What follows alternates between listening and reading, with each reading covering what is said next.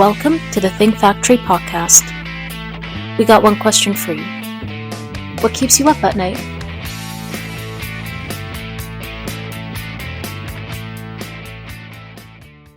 Welcome to the Think Factory podcast, where ideas are made, built, and brought to life. I'm your host, Paul Salvatoriello, and each week we sit down with creative minds, bold entrepreneurs, and industry leaders who are reshaping how we think about work, innovation, and success. Today's episode features someone who truly lives at the intersection of vision and craftsmanship, Ryan Autumn, founder and owner of Autumn Woods, as well as other businesses. And what started as a passion project with Autumn Woods has grown into a standout brand known for its thoughtful design, quality, and story-driven approach to business. In our conversation, Ryan is going to share the real story behind Autumn Woods, the early hustle, the defining moments, and the hard lessons learned along the way. Whether you're building a business or just curious about how great brands are born, this episode is packed with insights you won't want to miss. So let's step inside the Think Factory. Hello, Ryan. How you doing? Paul, I'm good. How are you doing? Great. It's such a pleasure to have you. Thanks so much for joining us. Of course. And let's get started. So I'd like to start out by going into the beginning. And please tell us what inspired you to start Autumn Woods, and what was the original vision for the company? Yeah. So I like to say that entrepreneurs are born. It's not as much of a choice. And so it was really a necessity out of high school. I didn't want any of the normal jobs. I didn't get accepted for them anyway. But I had some of Their loss. I had some of the woodworking tools in my shed. My grandfather did some woodworking. My uncle did as well. And so I started tinkering around in there. Ironically, at the time, I wasn't into woodworking. Even in class, I would have other students build my projects for me, which was probably a bit of a foreshadow for business. Right. The entrepreneur from the beginning. Yes, very much so. Selling Pokemon cards on the side of the street, even though we Nice. didn't have them. But yeah, we had the tools. I was building Native American flutes first. In high school, I didn't have any money, didn't have a job, so I built those. And to get more money to build more, I started making smaller products, specifically the pens that we still sell now. Mm-hmm. And we would set up at craft shows. My uncle would help me find little shows here and there. It was a lot of church shows. Mm-hmm. And we made a couple bucks through that, but it didn't hit me that I could do it full time or for an actual income until I started selling online. I sold my first pen on eBay. It was $18. I know exactly what it looks like, and I'll never forget. Uh-huh. And I remember sitting on the couch and I got that notification, and I figure if I can sell one pen without any effort, sold on its own, then I can sell 1 million pens or 1 million products. And that was the light bulb moment for me initially. And so I started listing more products, started to scale it in every way I could, more designs of that product and additional products. I pushed it out to Etsy as well. Our first couple of years, Etsy was the main platform for us, and really just took it step by step. It was fully bootstrapped. There were months we didn't know we would pay rent. Sure. Eventually it was enough to scale and work out so that even on the low months, even winter seasons, it was fine. That's amazing. And now tell me, I'm just curious, when you say that first sale of the pen, it was like the first sale to a stranger, right? It wasn't like, oh, a family or a friend bought the pen because they know me. It was like your first sale to someone who just wanted the product, right? Right. Yeah, I was selling in school. I would bring brown paper bags of products, not knowing that looked weird to teachers. But I was like, yeah, I was selling woodworking products. So yeah, it was the first sale to someone that I didn't know, and I didn't have to conduct the transaction. So I knew that if something else was selling for me, then I could scale it. Wow. And has that come true? Because I think anyone like myself who's less good at being an entrepreneur, I do worry that is there a market out there for people like who don't know me that to actually, have repeat buyers and, more customers. I'm of the mindset that you can build a business out of anything. Okay. There are enough people. The technology is there. If you have an iPhone, you can build a 6-figure business. Yeah. Niching is as powerful as ever, and I don't think that will ever go away, because everyone's trying to build a business now. Yeah. It's Yeah. true. I mean, more than. I mean, I don't know how old I want to seem, but like back in the day, there was you get a job, you get a salary. It's you work for somebody, and that's your career. Now, right, like you just said, there's a lot more of individuals kind of doing their own thing, having their own businesses, kind of hustling out there. So it Right. sounds like you are, were on the cutting edge when you were a kid, and now you're doing great. Yeah, agreed. It was nice to be able to scale it out eventually. So I think that's something you alluded to as well, that if it can be one, how can it scale? And it was taking each part of that when I realized I could give the sales part away to, Mhm. in this case, it was an online platform, then what else can I delegate to other people? And is have you found delegation to be an important facet of the businesses you're developing? Yeah, for the business as a whole and for my life personally as a Sure. whole, it's something that I still do today. One of the first things I do in any project is think about if it's scalable, and can I delegate this? Does this actually take my time? So yeah, it's a big part of it. The last year, we'll talk about a sale and a repurchase in a little bit here, but one of Mhm. the last years with the company, I was only in the warehouse twice that year. Wow. One day for a company gathering and one day to Right. make the sale. And I think you actually, when we spoke earlier, you inspired me because you mentioned that you read and maybe were inspired by, was it the 4 Hour Work Week, that The popular book from biggest one back in in? this case was the E-Myth. Yeah, and the email. Okay. Completely, I owe a lot to that. I was very resistant to hiring. Right. Um, this mindset that no one could possibly do this, which is a silly mindset. And for people listening that have that, someone else can probably support you in the task that you're doing, even if it takes them some time to build into it and learn that Mhm. skill. I sat down with a mentor in Westminster, Maryland. Um, Sat down with a mentor and I said, I'm trying to decide when to hire and if I should for the Christmas rush. And he's like, you should have hired yesterday, Hmm. post a job ad. And that opened everything up. There you go. Good advice. That's amazing advice. So, and you inspired me too to read that book. I started with the 4 Hour Work Week, and now I'm reading the E-Myth. So Yeah. now, were there any early moments where you thought, and we kind of touched upon this a little bit, hey, this might not work? And then what kept you going through the initial hurdles? Was it your mentor, or was it just kind of your own stamina and can-do attitude? It was stubbornness Love many it. days. Love There's this it. belief that there was no other option. Hmm. I would listen to this Tony Robbins video on repeat, and he talked about if you want to take the island, you got to burn the boats. This Wow. idea that we have one option.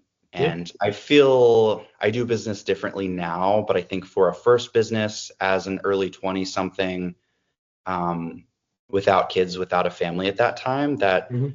that was a good mindset to have. Um, yeah, Yeah, I mean that is kind of when you kind of limit the options and the choices. Yeah, you're going to make what you have work. I think that's yeah. Well, I got to yeah, listen to that Tony Robbins clip myself. yeah. Now, how did you land your first major customer or contract, and what did that teach you about selling in general, products and services? Similar to mimic what I've been saying, the scalability of small purchases. One key aspect that we offered that no one else did was most people are familiar with drop shipping these days, And but actually, no, I'm not. So help no. me understand for those who might not know. So drop shipping is I can set up an online store Hmm. without any products and I can list other people's products. And when I sell something, they ship it. So that's drop Right. shipping. Gotcha. So a lot of people were doing that at this time frame. This is 2015, 2016 time frame. But a lot of the products were lower quality. A lot of it was from China, shipped directly.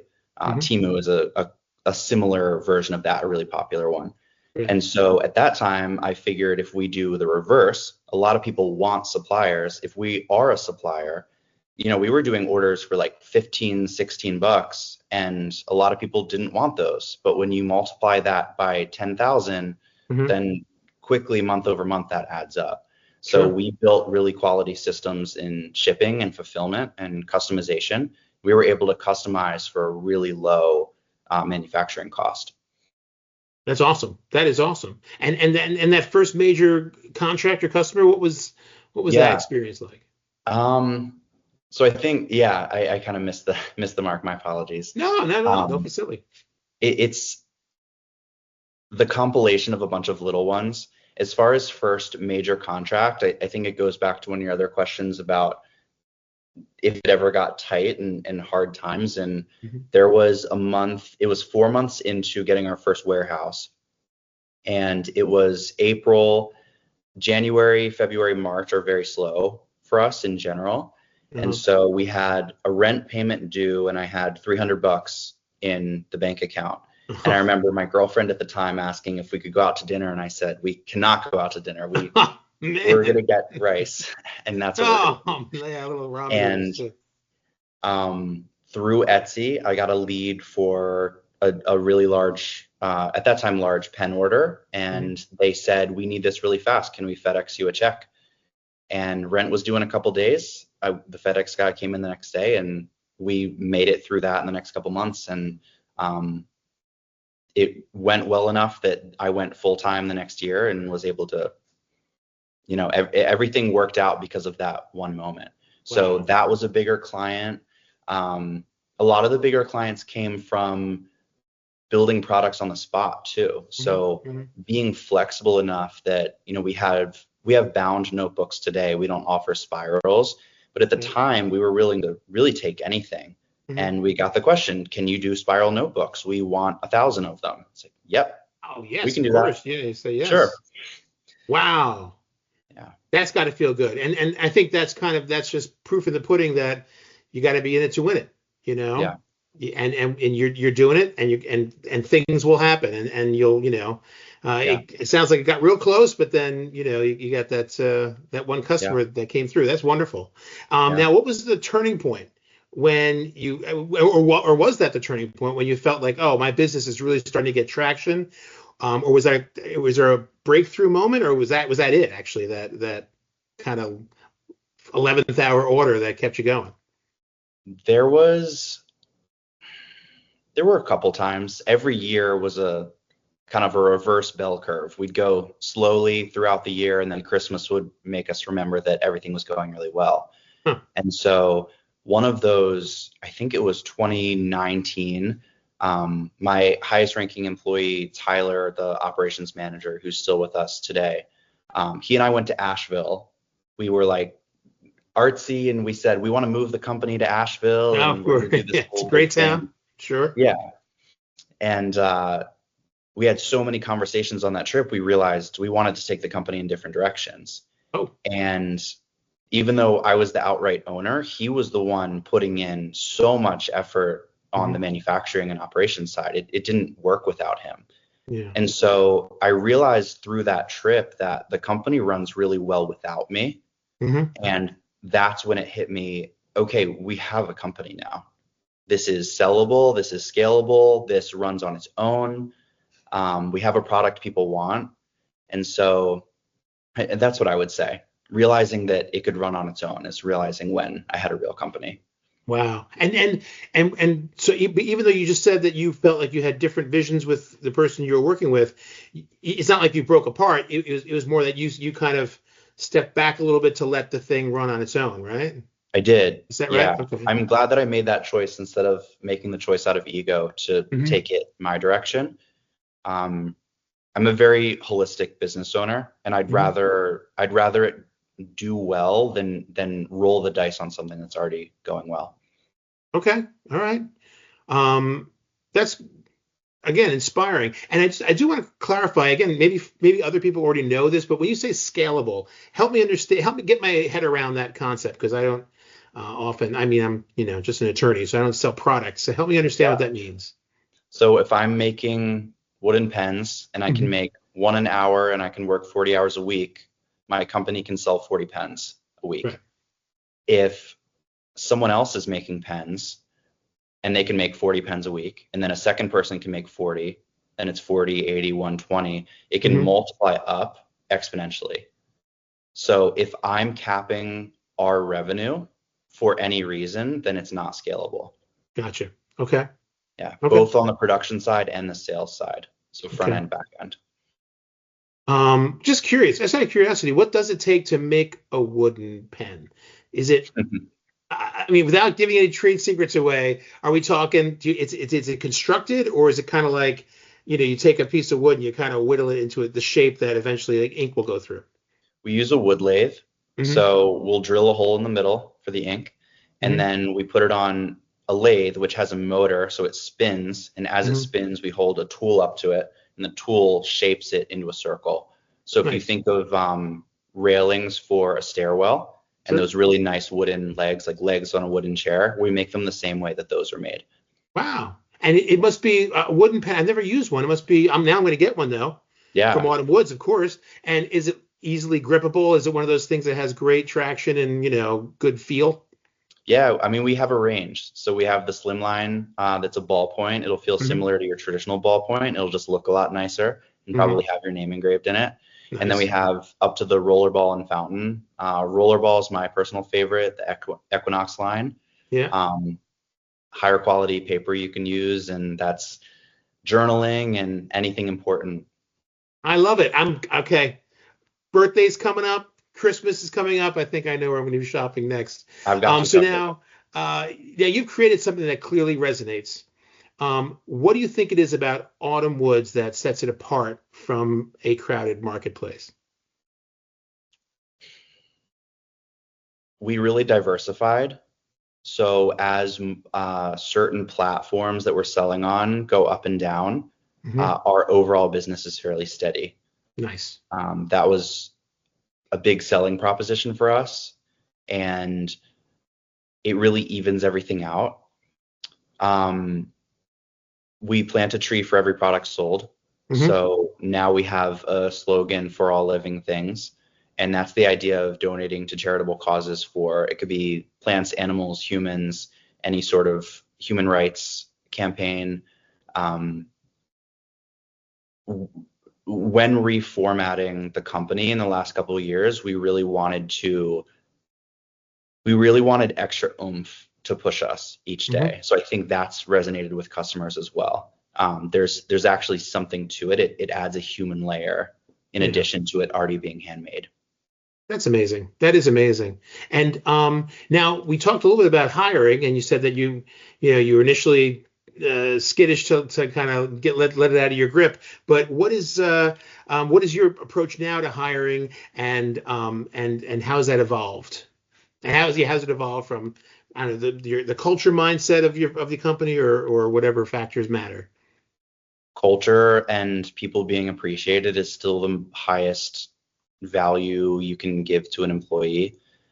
Making sure they know what their job is, because for me, it's I've always kind of made my own job as an entrepreneur. I pick what's happening out of necessity, and I didn't realize that when people came in, they really needed a concrete set of deliverables, and they can have some flexibility, and they like flexibility, but having concreteness. The other that's maybe a negative, but that I really learned from is not to trust people quite as much. Oh, so okay. In an interview, I can interview really well. I bet you can too. Like if people can speak well, they can interview well. And I know on a sales call, I know exactly what to say to make a perfect deal for someone. And that works the same way in interviews. So really sitting with the gut feeling, especially if you're going to be working with the person directly. How do I feel working with this person, and do I want to work with this person every day? Because we had, 2019, I think, was the year we had the best culture before we made a lot of shifts, and we'd all stay after work. And I was just talking about this last night. We got a Nintendo 64 for the back of the shop, and have a beer or two after the shift. And that's the culture that makes a company worth building. So that's what I look for when I hire too. Skills can be learned by most people. That's fair. That's awesome. And I gotta tell you, you're right though. I'm a pretty good talker. I've been duping employers for years now. I'm kidding. Now, every founder, maybe not you, but most people make some mistakes along the way. So what's one decision that you wish you could take back, and what'd you learn from it? hiring sooner, as soon as I could afford it, would have saved us some time. It's not a big regret, but it is something I could have done better.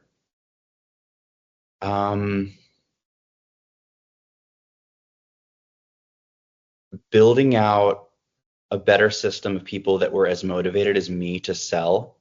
We still are today, a very back-end company. So we partner with people to sell. I was trying to hire salespeople before I did sales myself.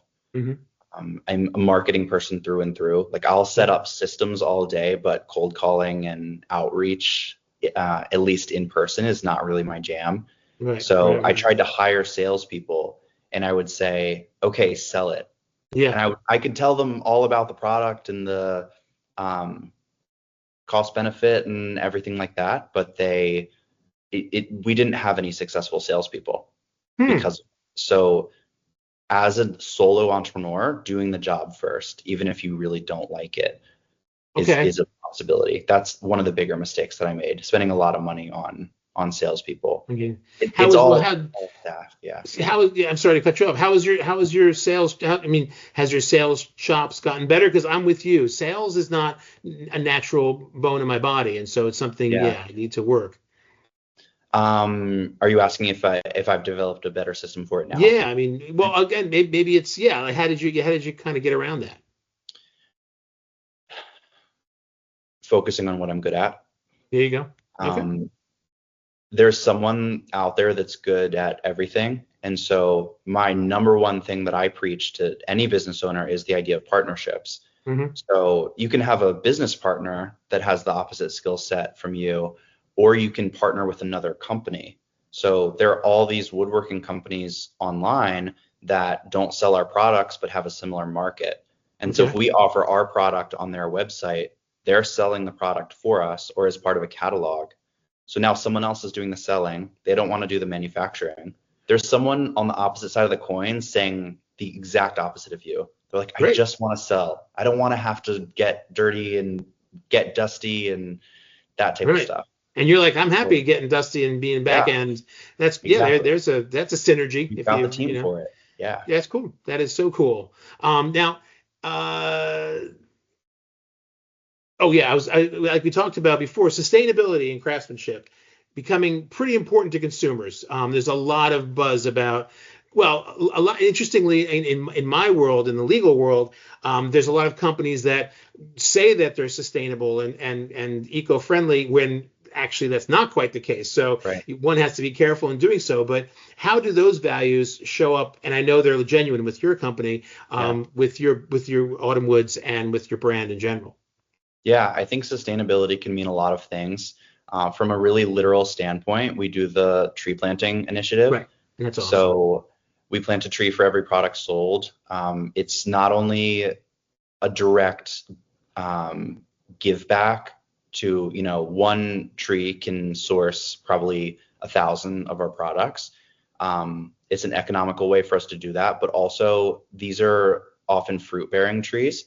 And the families that are taking care of these trees, now they have an income, fruits being created, foods being created for these families. So it's multifaceted and each thing can be taken out in that way. It's little practices in the shop, like taking the extra time to break down boxes and recycle instead of throwing everything in the trash. It's all those little things. I would love to do more. I'm a very transparent person. So, I'd love to do more about some of the smoke that's created from the lasers. But a lot of the wood can either be burned or, we build the biggest product we can and then we take the smaller scraps and build smaller products and smaller products. I don't know if that visual makes any sense, but no, it absolutely makes sense. Yeah. Products. Yeah. Right. Yeah. So you're minimizing the amount of waste. Right. That's great. And small steps or every little thing you can do certainly adds up. And it's great. I know you're saying it's tough to deal with the smoke, but at least you're thinking about it. Like, at least you're worried. It's not like you're just saying, oh, that's just a cost that I don't have to worry about. So kudos. Yeah. Now, can you walk us through a typical day? And I'm very interested in this because you are a very successful entrepreneur. So, typical day in your life right now, and how do you prioritize your time as a business owner? And again, feel free to expand this to your projects beyond Autumn Woods.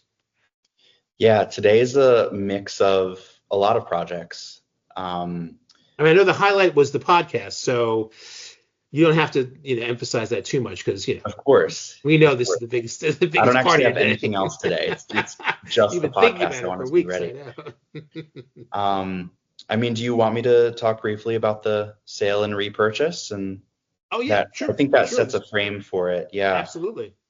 So in 2020, actually sold Autumn Woods to local buyers in Westminster. And then in the next 3 years, I did a lot of marketing work for other businesses. I did a lot of personal stuff. Like I released an EP musically that Nice. no one will ever hear. Oh, come on now. Well, now I got to hear it. It's on Spotify. I know that's what everyone says. I can assure you don't want to hear it. All right. Well, But, I'm still interested. Maybe I'll send you a flash drive with it with the pen. Perfect. Perfect. There you go. It's very right. No, it's not on digital. It's very lo-fi. Exactly. Good. In that time, I picked up some marketing clients just to take what I had learned from the company initially and use it to help other people grow. And then the beginning of 2024, thinking about how I want to phrase it, basically we reformatted a deal where I take back ownership of the company. Mm-hmm. A lot of the employees were still there from when I left that I had personal relationships with. Tyler, that I mentioned before, I went to high school with before he worked at the company. So Yeah, wow. ultimately, it meant a lot to me to take it back. And the little part of the back of my brain, the ego part, I guess, said if I can sell the same company twice, that would be quite the story to tell. So Sure. maybe in a couple of years we'll have another episode. Hey, But let's that'd be a cool one to talk about. Hey, come on! It already got some news. The purchase. So I think you're already on your way. Yeah. Yeah. So repurchased early 2024. So it's been about 18 months now. I'm spread out a bit more. I still help some people in a marketing context. The biggest project that I spend time on now is doing marketing creative work. So I do photo and video for brands, and then I can help them on the back end with that, where we can take that and turn it into billboards. We can turn it into ad creative for Facebook platforms. And so it's funny because that's something that I did with Autumn Woods from day one. I was taking all the photos. Wow. And so I learned the basic camera skills. And when I repurchased it, initially I said, well, that would be a good reason to buy a new camera. We can do a new photo shoot and get all new content. And just started shooting people here and there and realizing there was this really easy, exciting combination of shooting ad creative for brands that weren't Autumn Woods. So that's been taking up a lot of my time these days while Autumn runs pretty much on its own. I brought on a couple people for outreach and marketing and to make sure everything's running. So that creative advertising, photo creative takes up most of my day these days. That's great. And that's got to feel good. Even the photos on the Autumn Woods website are pretty interesting and well done. So maybe that's. Thank you. Yeah, that's great work. Seriously, I've noticed. Yeah.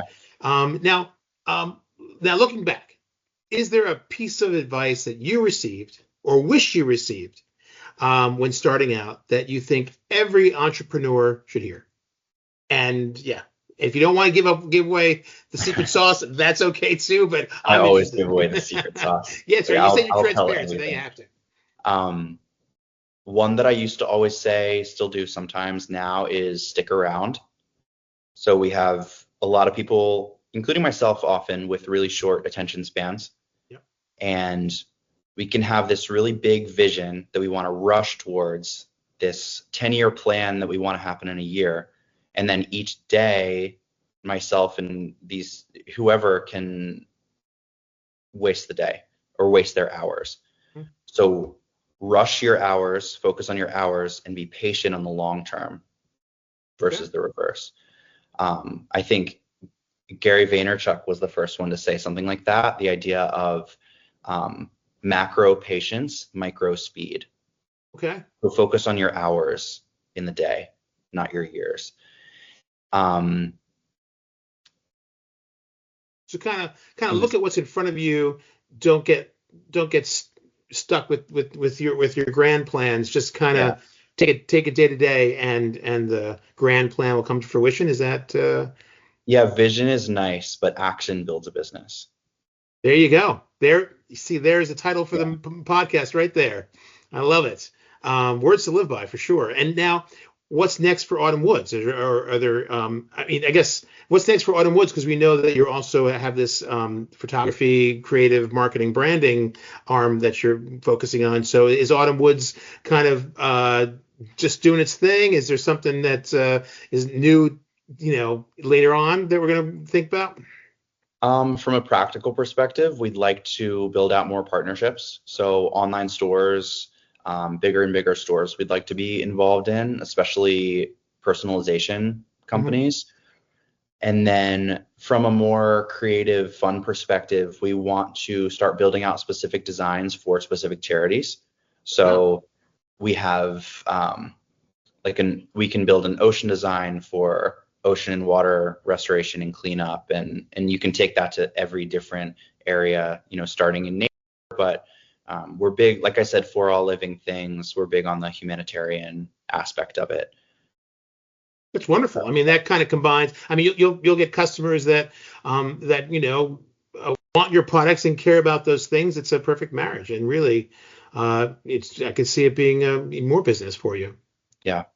That's for sure. awesome. Now, you've had so much success with Autumn Woods. So the big question that all our legions and millions of Think Factory audience members want to hear is what keeps you up at night regarding your business, and how do you approach those ongoing clouds in your head? Yeah. I'd say AI is one that it literally keeps me up at night sometimes. Curious Really? how Okay. that will play out in the business market, in the creative market for photography, for advertising. At best, it can certainly be a tool to help speed things up, to help us organize thoughts and ideas. We're going to see a giant shift in the marketing industry as a whole. In the next couple of years, we'll see that you can build an entire online business by just clicking a button in AI. You can send it a voice memo and say, I want to build a business that looks like this, and it'll build you an entire WordPress site or Shopify site. So it's ultimately going to end up being who can be the most human and relatable, and how can we serve humans, not technology, because then technology can serve itself.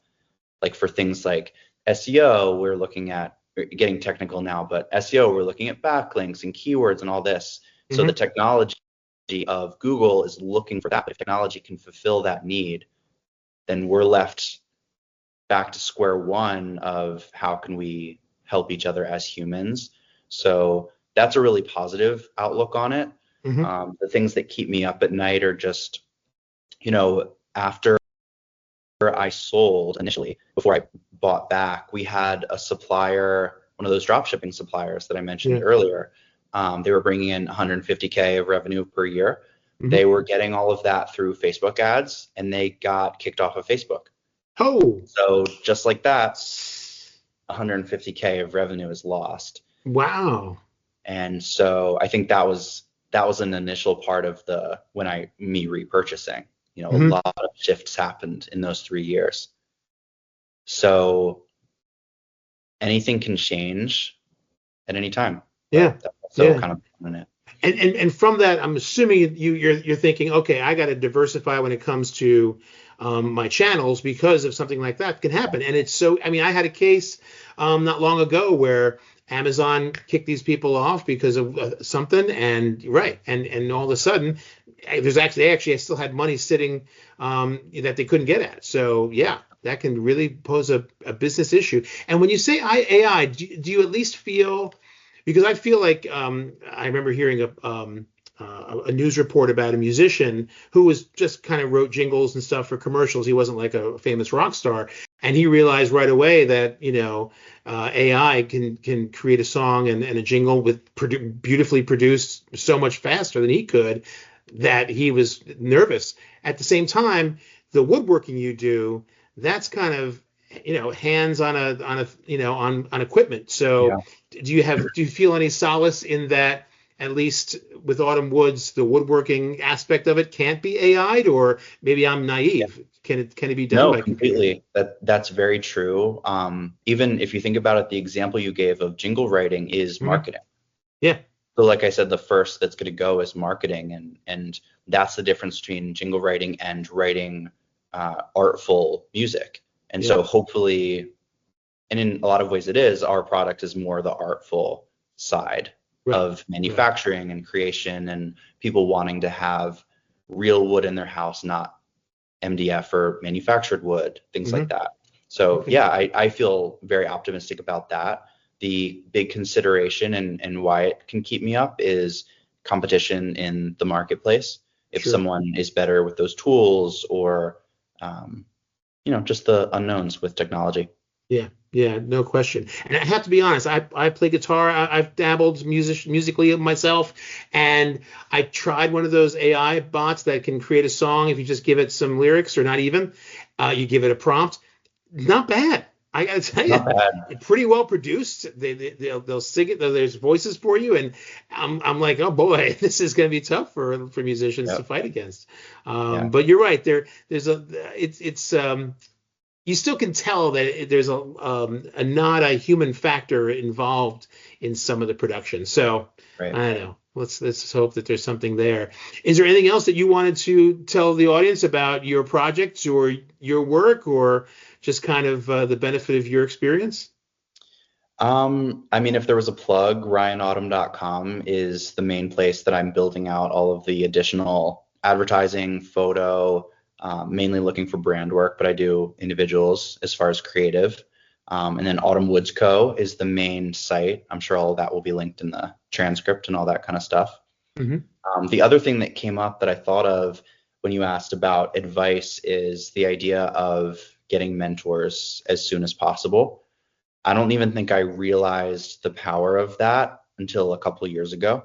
I think I was really caught up in ego and wanting to, I was 17 years old on calls with Jim Beam and big companies. They're like, we need this many products. I'm not going to say, I don't know what I'm doing. I'm going to present myself like I'm the biggest business in the world. Sure. And so I got caught up in that, and I didn't ask for help.